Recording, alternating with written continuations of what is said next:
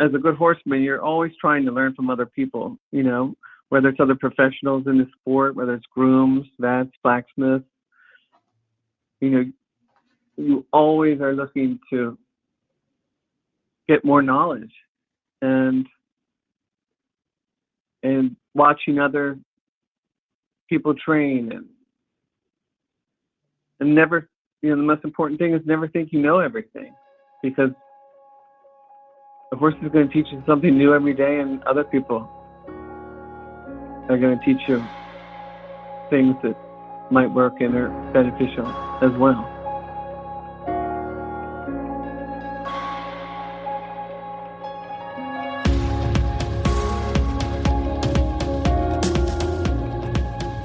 Welcome to the Practical Horseman podcast, featuring conversations with respected riders, industry leaders, and horse care experts. The show is co-hosted by Practical Horseman editors, and our goal is to inform, educate, and inspire. I'm Sandra Olenek, and this week's episode is with top hunter rider John French. Named an inductee to the National Show Hunter Hall of Fame in 2020, John has won countless championship titles at prestigious shows around the country. He's a four-time winner of the USHJA World Championship Hunter Rider Professional Finals, and he won the inaugural 100,000 USHJA International Hunter Derby Championship riding Rumba in 2009. John grew up riding in Maryland as his mother taught lessons at a rented stable. His family didn't have the means to own a lot of horses or compete on the A circuit when he was riding in the junior divisions, so John began catch riding other people's ponies and horses.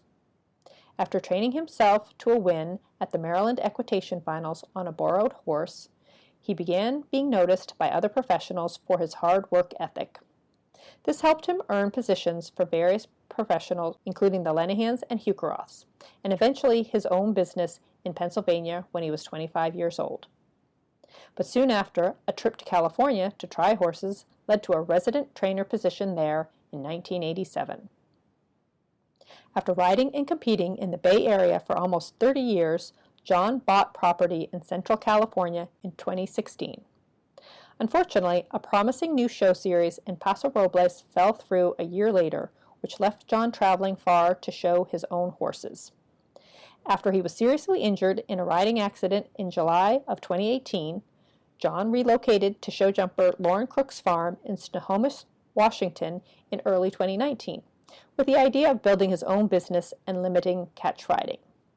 But fate had other ideas, which led to John teaming up in early 2020 with Olympian Kent Farrington to develop a comprehensive hunter division under Kent's business, KPF.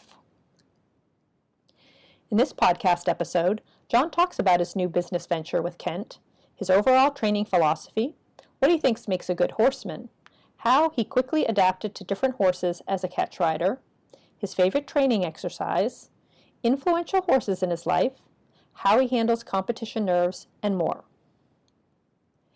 Before getting into our conversation, I want to thank the sponsor of this week's podcast, Perfect Products. Don't waste your money on joint supplements that may or may not be working. Joint Impact, from the makers of Perfect Prep, starts working fast to make your horse more comfortable and improve joint health and mobility.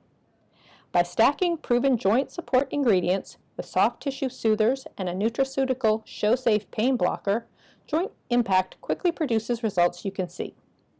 Visit www.perfectproductseq.com or call 877-324-8002 to learn more. Available online and at retailers nationwide. Now, let's jump right into the conversation with John, where he talks about how he began working with Kent Farrington. Kent gave me a call last September, I believe, and I think he had heard that I had left California and said, would you want to come and work together with me and do the hunters? And I said, I just moved to Seattle and I just bought a house and, I didn't plan on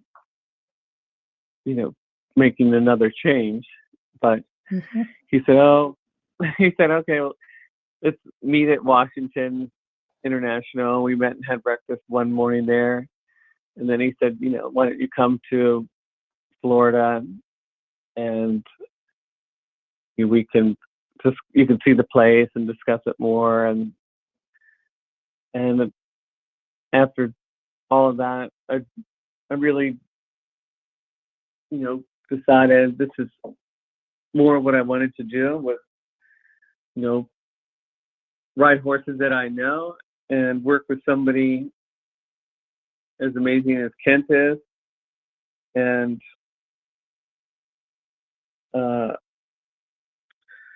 not have to be doing so much of the management and like focus more on riding and then a select group of clients teaching was really, more what I wanted to do. So then I decided to make the move and come to Florida, try it out for the winter, and it's been amazing. I can't say enough good things about it. How, people talk about how, change is difficult. How were you able to just go ahead and make the change after you'd been doing something, sort of the same way for 30 years? Yeah, it's hard, but I'm not afraid of change. I have a philosophy that, you only live once and you might, you have to do what you love doing. And after the 30 years in California and going to the same shows and seeing, the same people, it was kind of, people get burned out, and it was kind of, I needed something to sort of get that spark back into what I was doing. And I tried, it helped a little bit at the Paso and the Seattle, but it wasn't really the right, thing. And then this opportunity came along, and I think, these things happen, all those things happen for a reason. Moving on to the training and riding, could you describe your overall training philosophy? I would say my overall training philosophy is every horse is different. And, my philosophy is that you need to feel what each horse, needs, whether it's confidence, whether you have to patience, whether the horse not really understanding his job, it needs a stronger ride, all those things.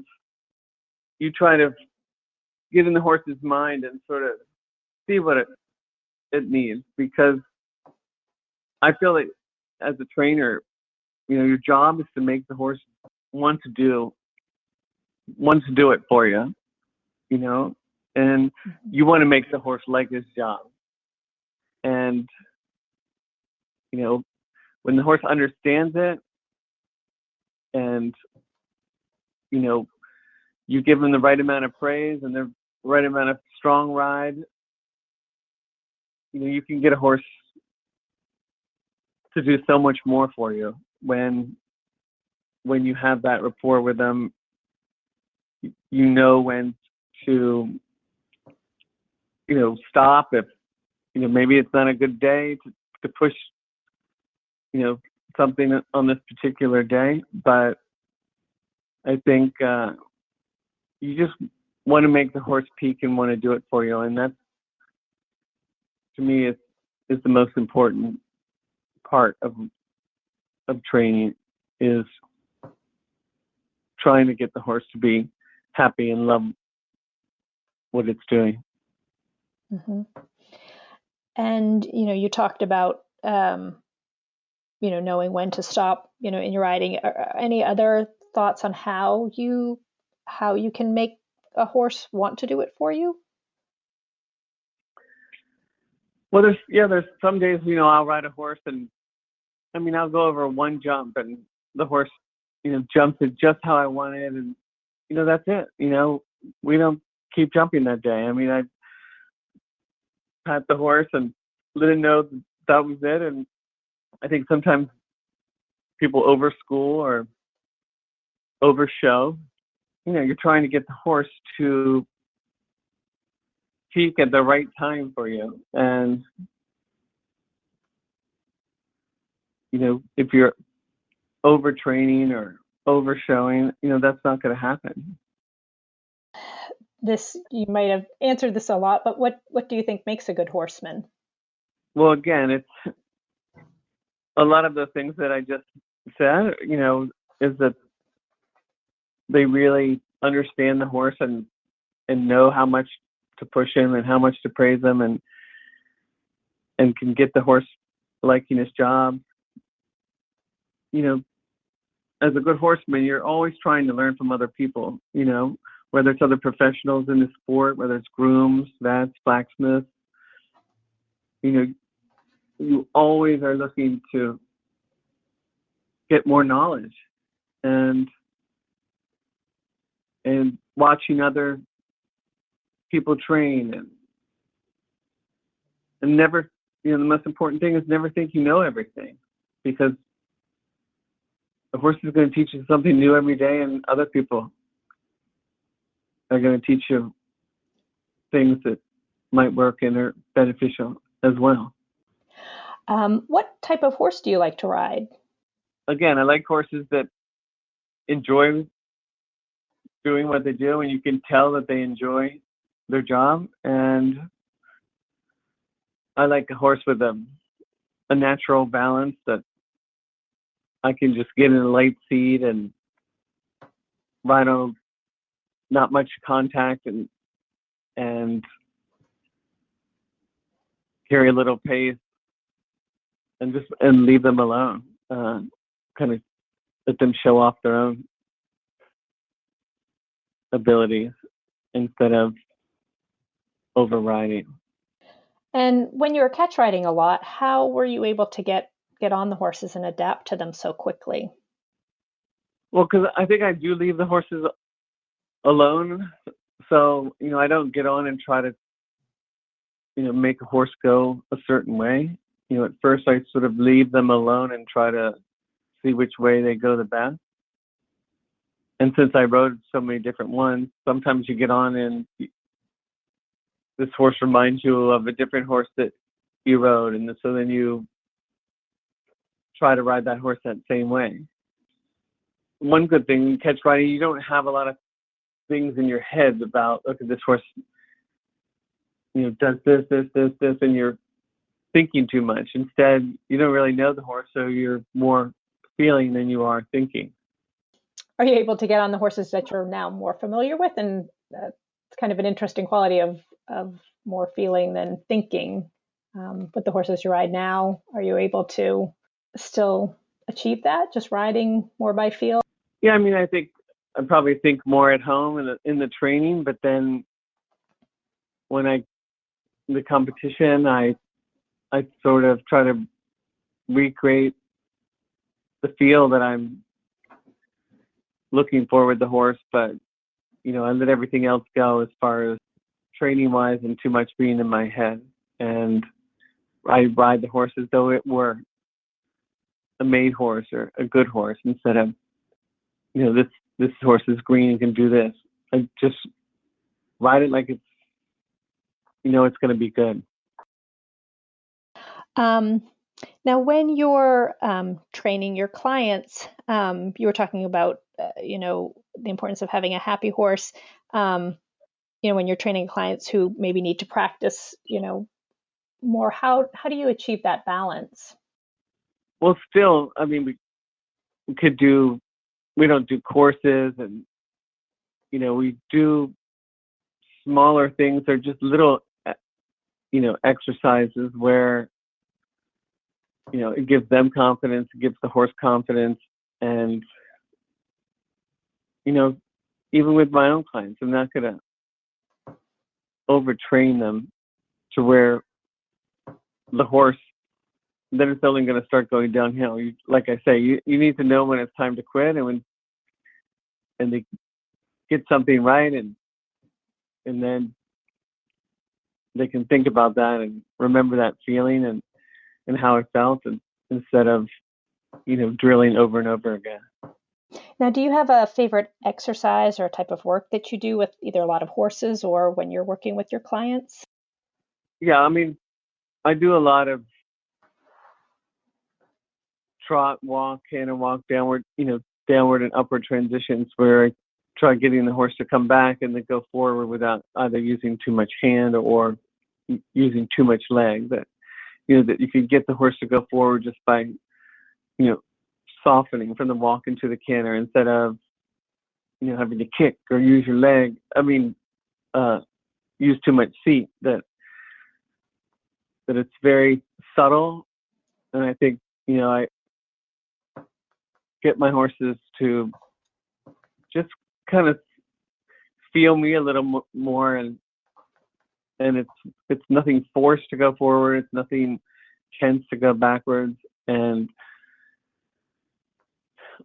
so I do that a lot on the flat. And jumping, a lot of the young horses, I don't know if a lot of people do. I particularly used to do it when I was riding thoroughbreds, but I do a lot of trotting jumps and just, getting them to get their timing and land super relaxed on the other side, and get them really relaxed with their jumping. And then you can add a little more leg and sort of jazz them up if you need to, create a little bit more if you need to. But, first, I want that they feel that it's super easy and super relaxed.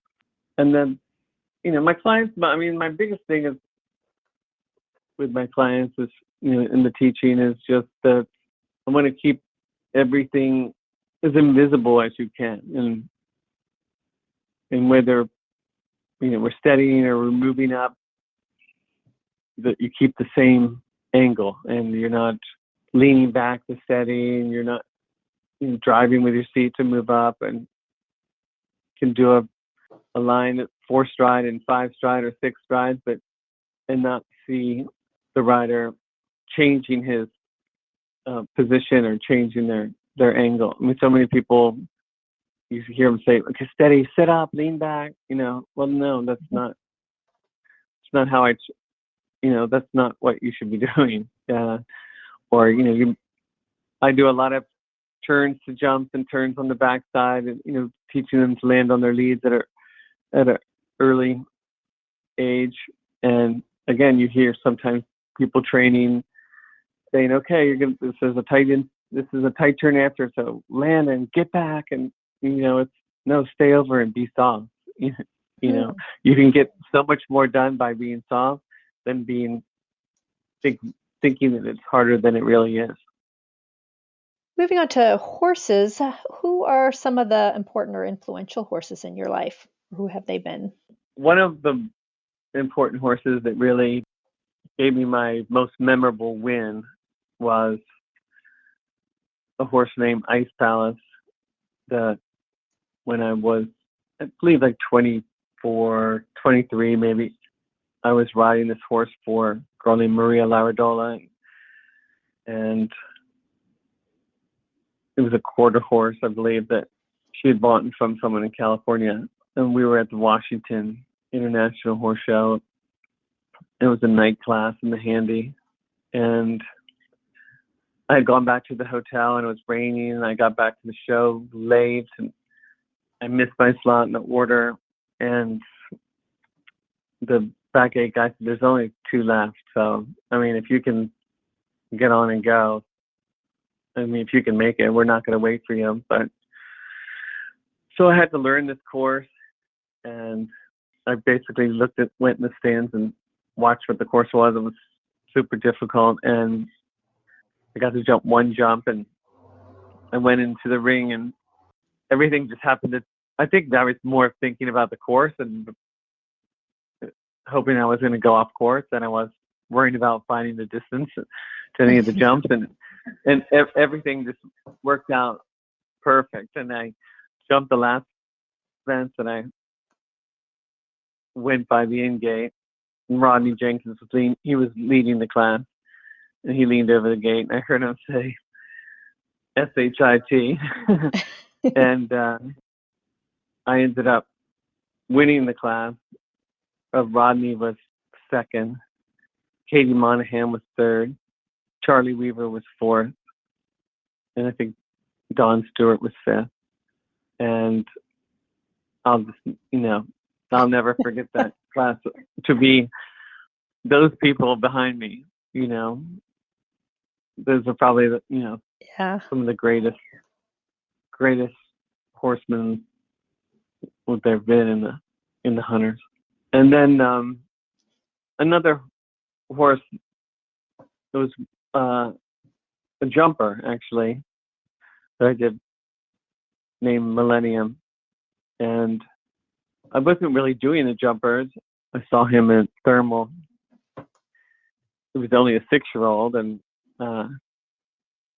we ended up buying him, and I took that horse as a 7-year-old and was like rookie Grand Prix rider of the year in the West Coast, and then went on to the World Cup finals, and I was one out from making the Athens Olympic team, and showed in 2 summers in Europe, representing the United States, on the team at a lot of major shows over there. So, that horse was very special to me because, I spotted him out when he was 6, and, it was something new for me, and I never thought I could go that far in the jumper ring.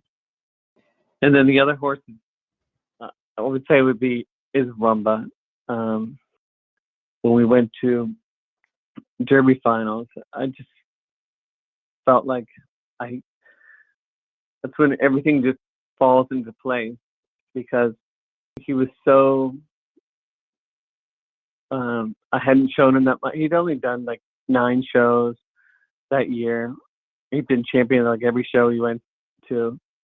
He'd won a Derby right before there. And, I felt when he came out of the ring after the first round, which was a qualifying round, that, he couldn't have tried any harder for me and wanted to do it any more than he did.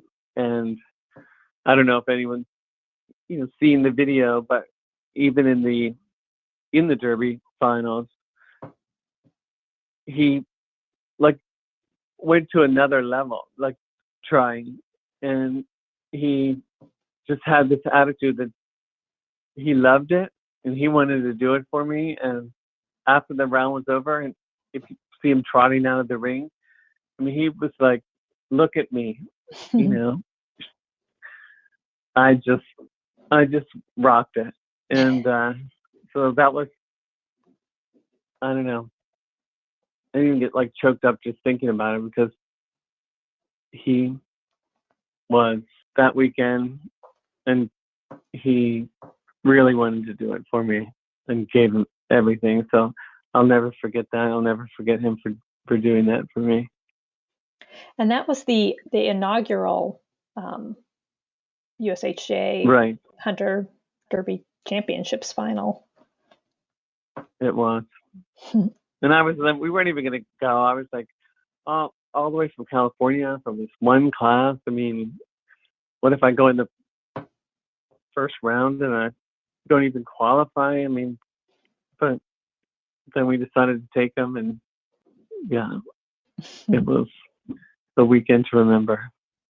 Oh, another horse for influential horse. Another horse is Boss. He's just the epitome of what a perfect hunter is. So I also, love that horse as well. But Rumba lived with me, and Millennium lived with me, and those are horses that they weren't just catch ride. Mm-hmm. Now, was he a catch ride horse, or how did your relationship with him develop? Yeah, Boss is a catch ride horse. It was one of Archie Cox's clients, Laura Wasserman, and I showed him as pre-green, the incentive, first year, second year, high performance confirmation, and it was just a horse that won and took back to, wherever we took him indoors. He always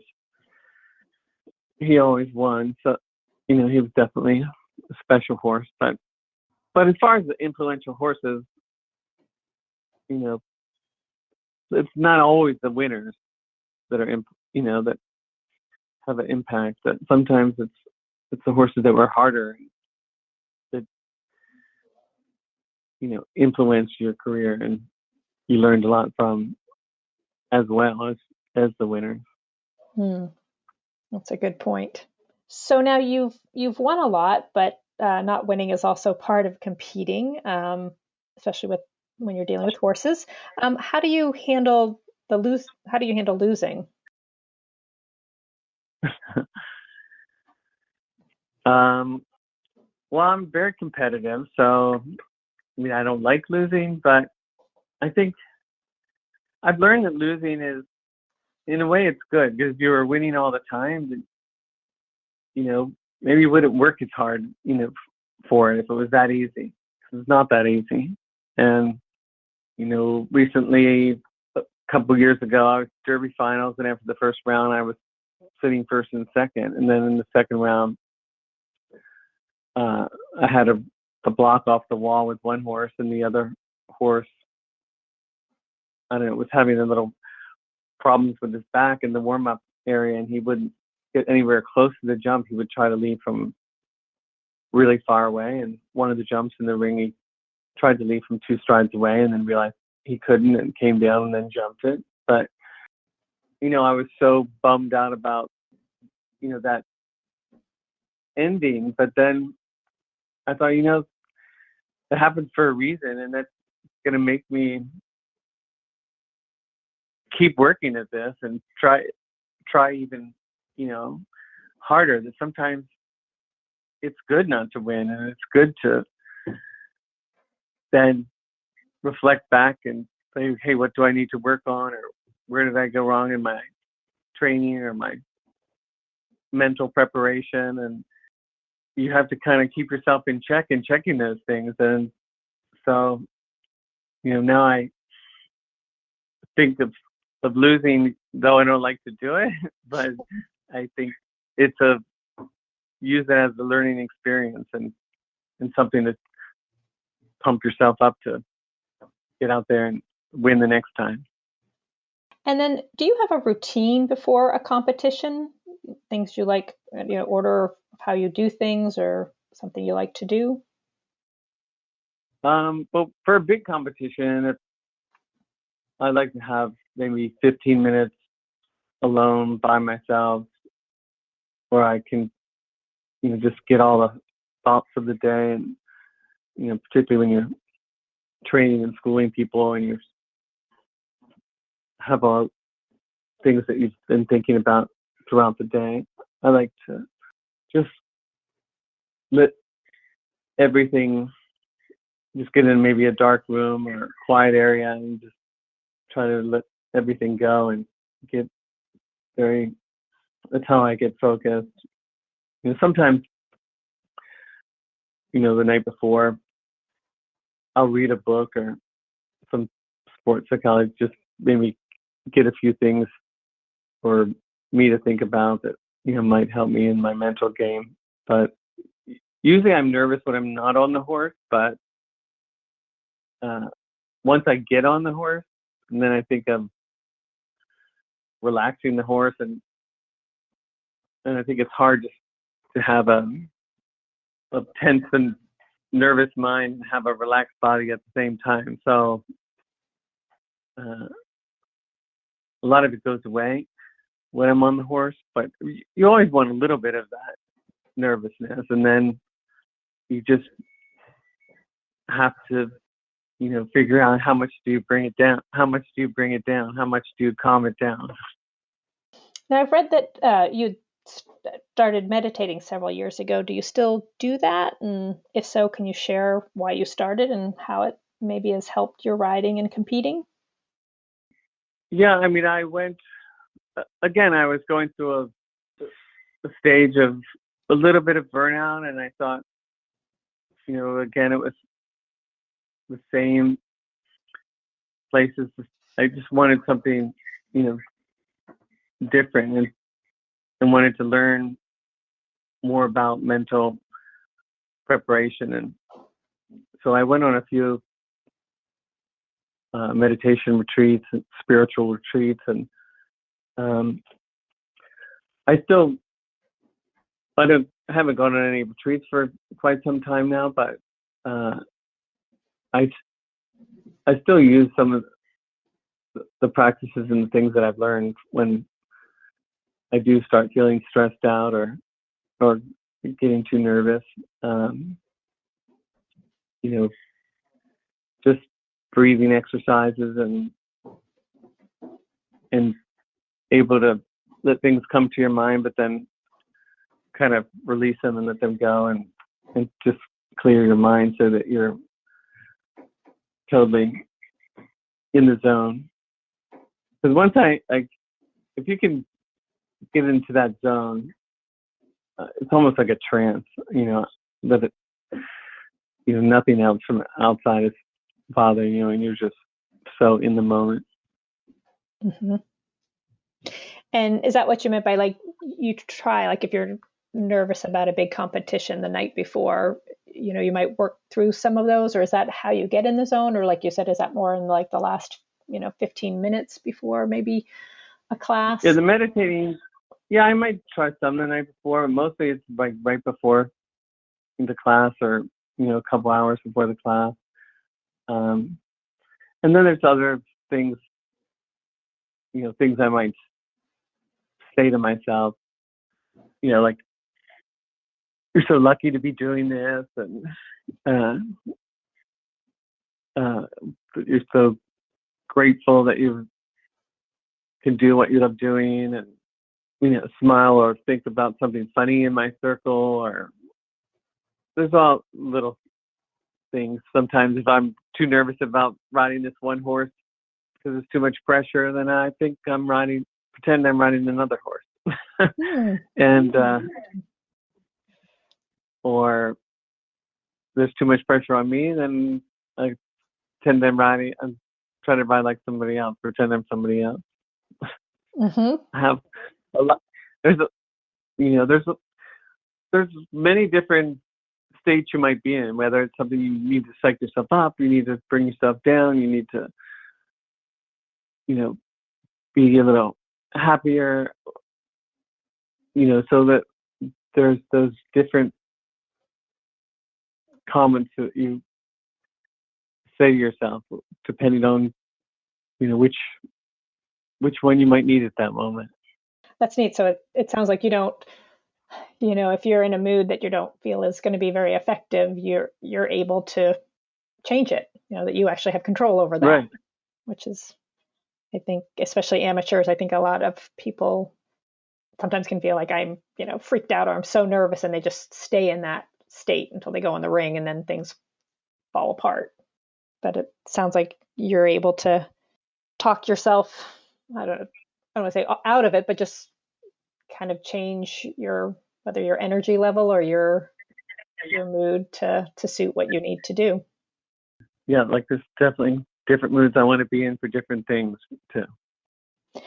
You mentioned that you had a bad fall in 2018. Can you talk about what happened in both your physical and sort of mental or emotional recovery? Yeah, I was at a show catch riding. I had just come back from breaking my collarbone, and I think it was my first show back. And I said yes to a catch ride, and after my round, I came back to the trot, and the horse I didn't even feel the horse trip. The horse just fell to the ground, and I fell up against the ring fence, and I was like, my collarbone, but then I thought, oh, I'm okay. Like, I think my collarbone is fine. But I didn't realize that the horse was upside down next to me. And then the horse rolled over on top of me and got stuck up against the fence on top of me. And and then the horse was able to roll back over and got up and got off of me, but I had broken all my ribs on one side of my body and a slight puncture of my lung. And Wow. I was in the hospital for a few days. And I you know, a lot of things go through your mind, like, am I getting too old to be doing this? Or you know, maybe I should just train more. You know, I had these 2 back-to-back accidents.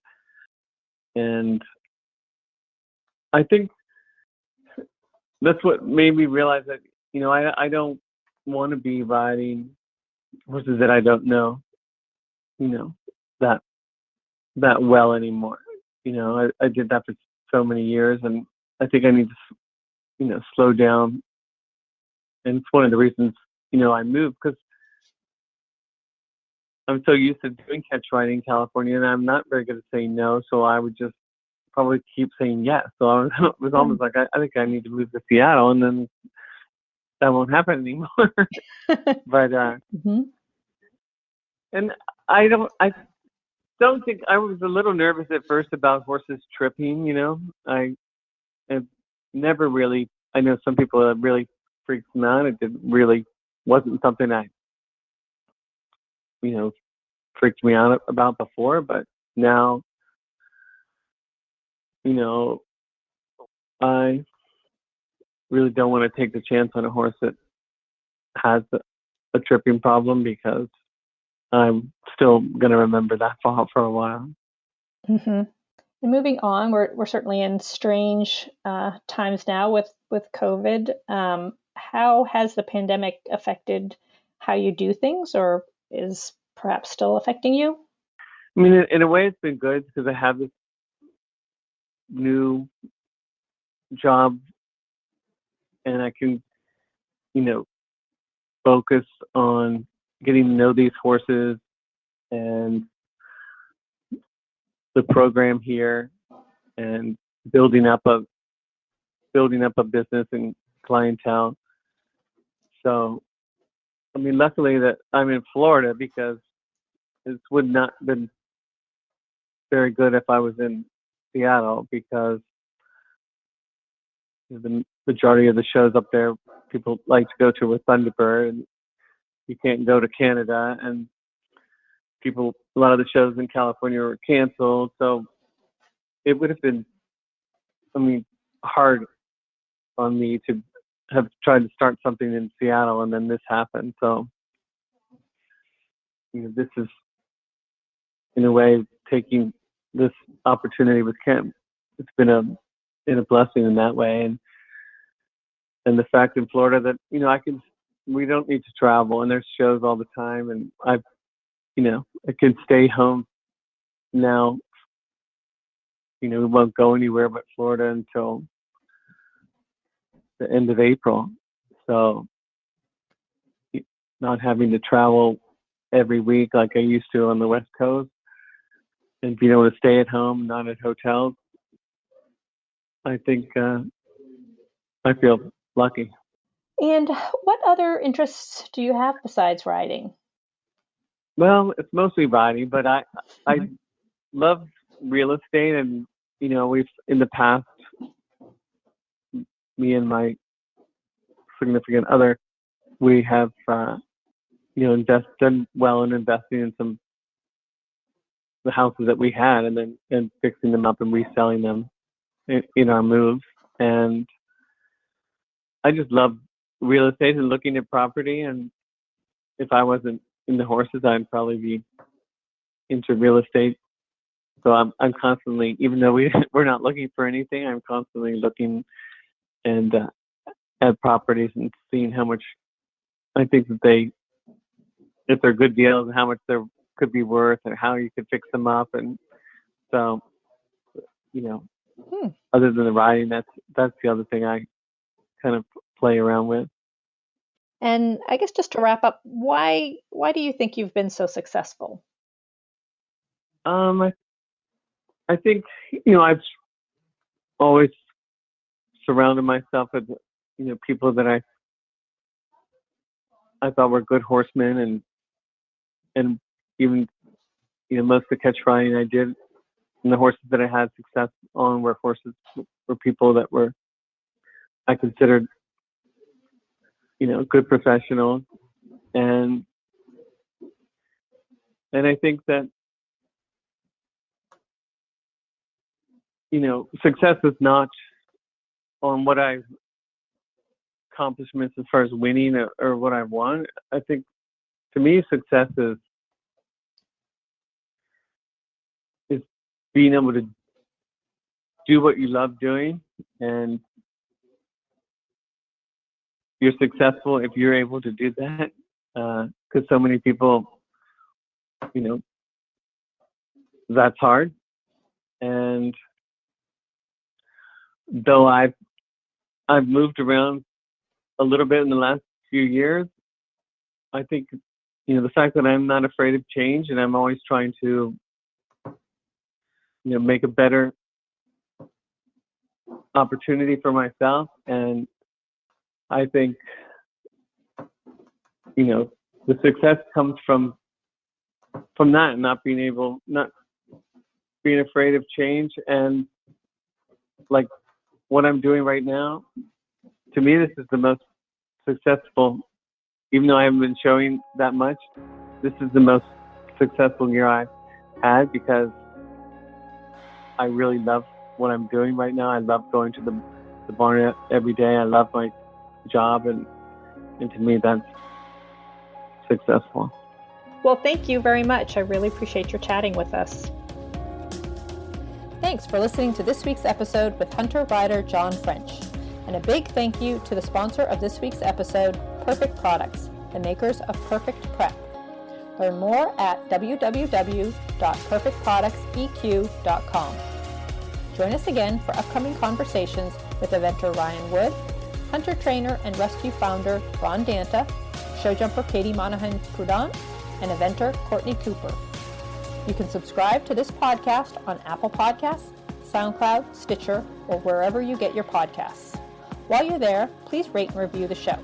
I'm Sandra Olenek, and you've been listening to the Practical Horseman Podcast.